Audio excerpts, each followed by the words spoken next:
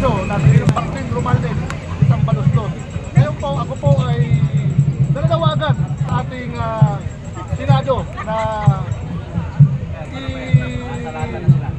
i-prove na si Sara Duterte ay hindi dapat i-impeach sa Senado. Dahil alam naman natin na ang mga senador diyan karamihan ay mga buhaya. Kaya ako po ay porsigido akong tumakbo bilang congressman ng 1st District ng Leyte para kalabanin ang pinsang buo ni Bongbong Marcos na si Martin Romualdez. At although si Martin Romualdez ay last term na po, ang lalaban na naman ngayon ay yung anak niya, si Martin Romualdez, o whatever, kung sino yung lalaban sa kanila. At for 33 years na po, hinahawakan ng mga Romualdez ang probinsya, especially sa aming distrito, sa 1st District. Yan po ang kaganapan doon sa amin. So, kumusta naman yung pagkilos ng mga taga-distrito mo? Ngayon po sa aming distrito, lahat po ng mga mayors doon, lahat po ng mga, kung maalala nyo, as a whole, Region 8, ang pumirma pong pabor kay VP Sara na hindi siya ma-impeach, isa lang, si Congressman Mercado. Pero lahat po yun, puro yes to impeachment.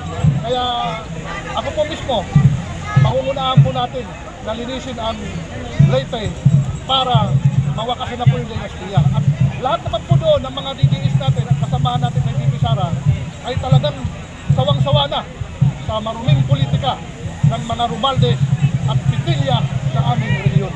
So, dati ka na lang naging umawak ng lugar doon, sir? Ako po ay tumakbo na last election, ngunit isa po ako sa mga biktima sa mga political harassment, sa mga political persecution at sa mga political agenda nila, especially yung mga pamimigay, pamumudtod nila ng mga pera gamit ang pera ng gobyerno. O anong dapat mong baguhin, sir, kung sakaling ikaw ipapalarin itong susunod na eleksyon? Ang dapat po sigurong baguhin natin ang sistema na magkaroon ng pantay-pantay na serbisyo sa aming probinsya. Kung maalala nyo, nakaraang eleksyon, pinadisqualified nila si Ate Nini Bacali, kasamahan natin sa Duterte supporter. Talagang brinaso nila, tinanggal nila yung pangalan doon sa COMELEC, wala pang eleksyon. Kaya ako po, may pagmamalaki ko ang sarili ko na ako po purely na taga Leyte, taga Tanawan Leyte.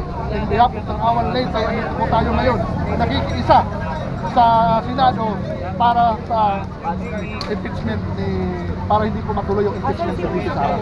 Sir, paano kung yung dinisqualify na si Bacali ba yun? May tatakbuhin mo yung dalawa na? Nag-usap naman na po kami, napag-usapan namin na magtutulungan na po kami para po sa Leyte. Dahil before kasi, kaya nagkaroon ng mga problema kasi parang nakita na politicality doon sa pagka-transfer niya. Kasi from Mandaluyong to Leyte, parang doon yata sa tinatawag na 1 year na parang nasilip na doon. Iyak ko naman po talagang born in Leyte, may pagmamalaki ko po yan. At doon po, itong bayan po yan, ang sakop ng 1st District, pangwalo yung Tacloban. Kaya ako po, kasama ang mga oposisyon ng Leyte, talagang kailangan na natin makasan ang political dynasty ng mga Romualdez sa Leyte. Sa ngayon, sir, anong politika, anong partido ang kinaaniban ninyo? Sa ngayon po, ang kinalulungkot ko lamang po dahil noong May 9, umuwi po ako ng Tacloban para mag-attend ng PDP laban. Ngayon po na nakapag-vote po ako ng PDP May 11.